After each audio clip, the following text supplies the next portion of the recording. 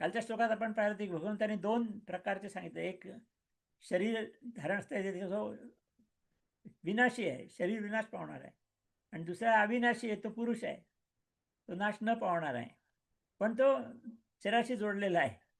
म्हणून जीवात्मा म्हटलेलं तर की जीवात्मा शरीराशी जोडलेला आहे आणि शरीर सगळे नाशवंत आहेत. आता पुढे सांगतात भगवंत, आता 17वा श्लोक आहे. आता उत्तम पुरुषस्त्वन्य परमात्मेत्युदाहृतः यो लोकत्रयमाविश्य बिभरते व्यय ईश्वर. भगवंत म्हणतात की ह्या दोन जे आहेत, एक विनाशी आणि अविनाशी, याच्यापेक्षा निराळ पुरुष आहे आणि तो मी आहे, उत्तम पुरुष आहे. त्याला उत्तम पुरुष म्हटलं त्यांनी. आणि या अध्यायाचं नाव पुरुषोत्तम असंच आहे नाव त्याचं. त्याने दोन्हीपेक्षा निराळा असा उत्तम पुरुष आहे, तो निराळा आहे. तो तिन्ही लोकांमध्ये म्हणजे सगळीकडे प्रवेश करून सगळ्यांचं धारण पोषण करतो.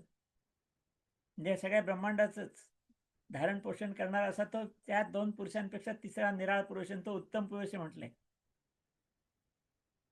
आणि म्हणून मग त्याला तर अविनाशी परमेश्वर, परमात्मा, उत्तम पुरुष असं म्हटलं जातं, असं भगवंत या श्लोकात म्हणतात. पुढच्या श्लोकात म्हटलंय, यस्मात् क्षरमती तोहम अक्षरादपि चोत्तम अतोस्मि लोके वेदे च प्रथितः पुरुषोत्तम. ते म्हणतात की ह्या जो जड गोष्टी आहेत सगळ्या, म्हणजे विनाशी ब्रह्मांडामध्ये सगळ्या जड गोष्टी आहेत, त्यात चेतना नाही. चेतना असलेलं म्हणजे भगवंताचं रूप आहे चेतना ही. त्या चेतनेशिवाय असलेल्या सगळ्या जड गोष्टी आहेत.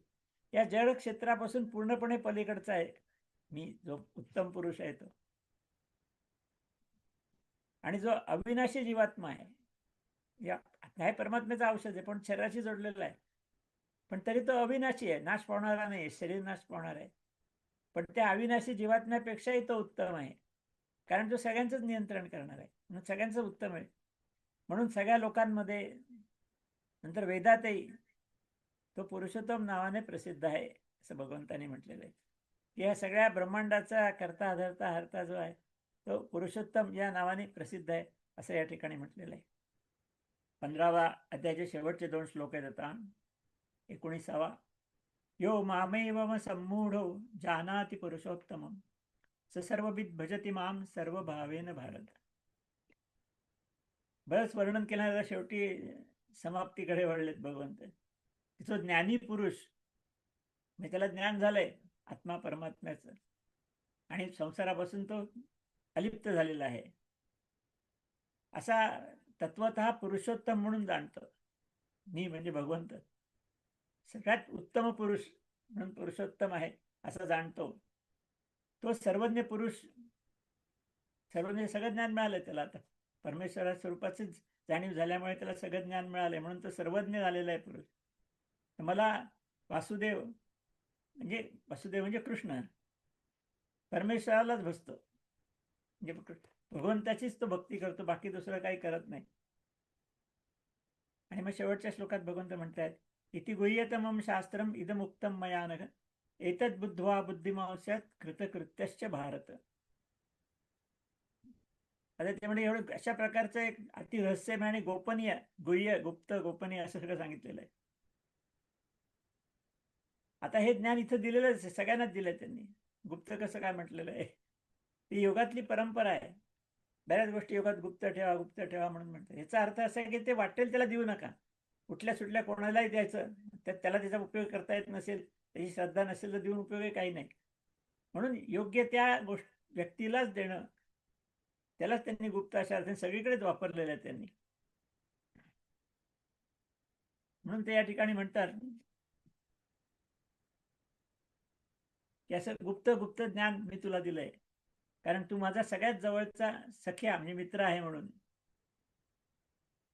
आणि मग हे सगळं ज्ञान जे समजून घेतलं, तत्वतः जाणणं म्हणजे अनुभूतीने जाणणं लक्षात.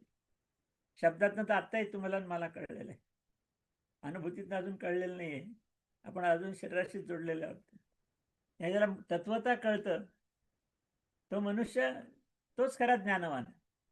मागेही भगवंतांनी म्हटले की हे आत्मा परमात्म्याचं ज्ञान हेच खरं ज्ञान आहे, बाकीचं अज्ञान आहे सगळं म्हणून सांगितलेलं.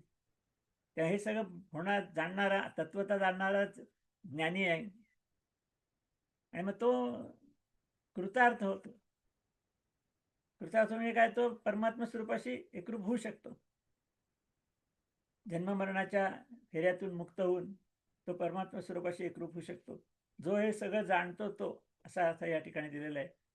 आणि मग या ठिकाणी हा पुरुषोत्तम योग नावाचा अध्याय संपलेला आहे.